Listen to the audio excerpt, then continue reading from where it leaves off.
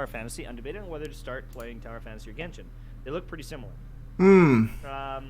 Play Genshin. Tower Fantasy is fine, but the polish of Genshin is definitely way higher. That's kind of I can agree with that. And from what I can tell, Is the that the only story is reason, better or as well. the story?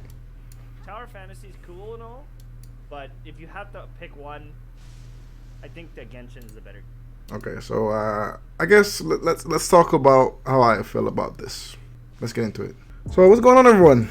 And as you guys can see, I'm not on Tower of Fantasy right now. Today I pretty much wanted to talk about how, I guess, what 𝙀𝙓𝙋𝘼𝙉𝘿 talked about.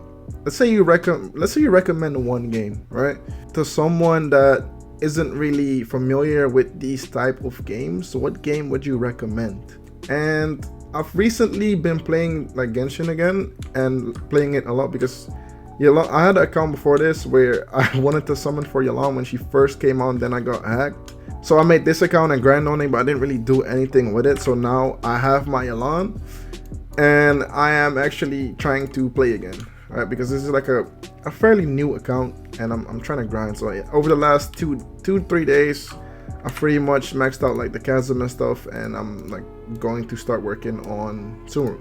Anyways, let's say just think about like a friend you have. Think about a friend you have. Think about someone that you know you play games with, or maybe like just a friend IRL, and think about what he would prefer. Someone like, I'm not talking someone you like grind really with, but like, you know, that one friend that just casually plays games with you. And let's say the guy you played Fortnite way back in the day, or the guy you, let's say, play FIFA with, right?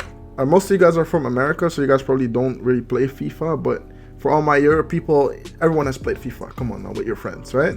And yes, this game is still a grindy game. This is a grindy game. You still have to do a lot, but you're not really like forced to follow the meta, or forced. You can tunnel vision on yourself in this game. Let's say Tower of Fantasy, right? In Tower of Fantasy, you're kind of competing. You're kind of like, I would say competing if you really want to, but you won't, because like the whales, they're above and beyond everyone.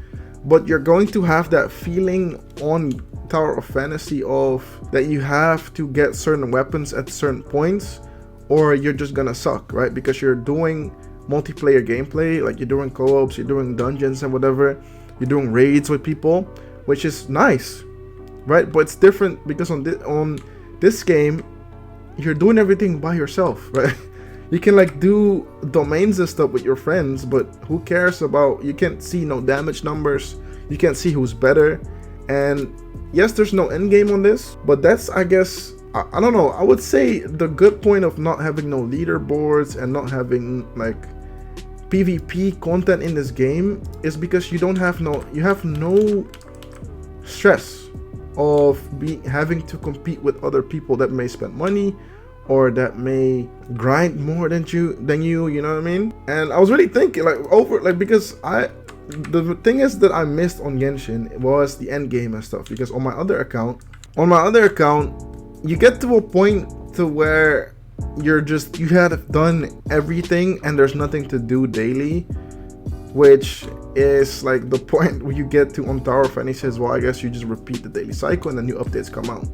But in this game, and I'm gonna just speak for like how I experience stuff and how I feel about it. Okay, in this game, because I'm like experiencing like the story I've never played, and I'm really like trying to get back into it, I guess.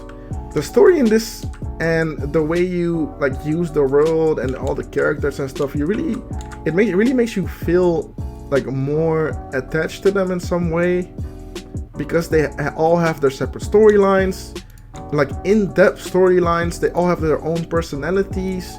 You have that in Tower of Fantasy as well, but for me, like, that's what I'm saying, for me, I don't really have that feeling in Tower of Fantasy, right, with the characters and stuff.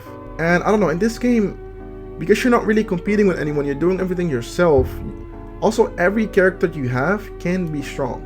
Every character, right? Let's say Yanfei. Let's say I want to make my Yanfei really, really strong. It's gonna take me some time and effort, but eventually, even with 4-star weapons, she will become strong.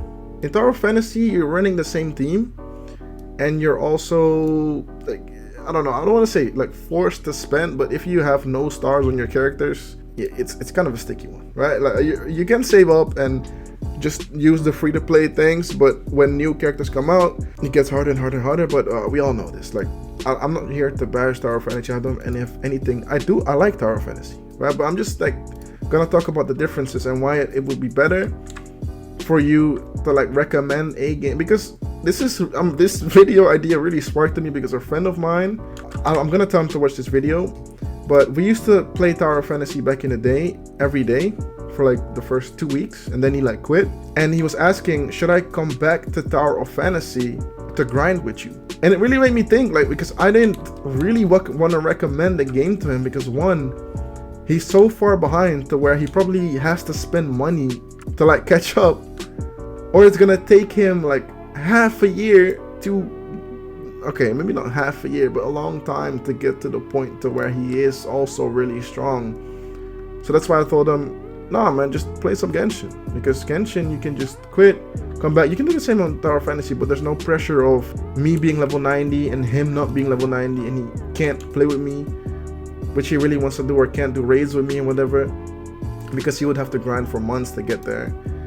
I don't know, I don't really want to get into like the whole Tower of Fantasy versus Genshin, but this just really made me wanted to talk about this, and let me know what you guys think about this. How have you guys experienced this? Are you guys like Genshin players or used to be Genshin players? Let me know. Anyways, be sure to leave a like, comment, subscribe if you're new. I'll see you guys in the next one.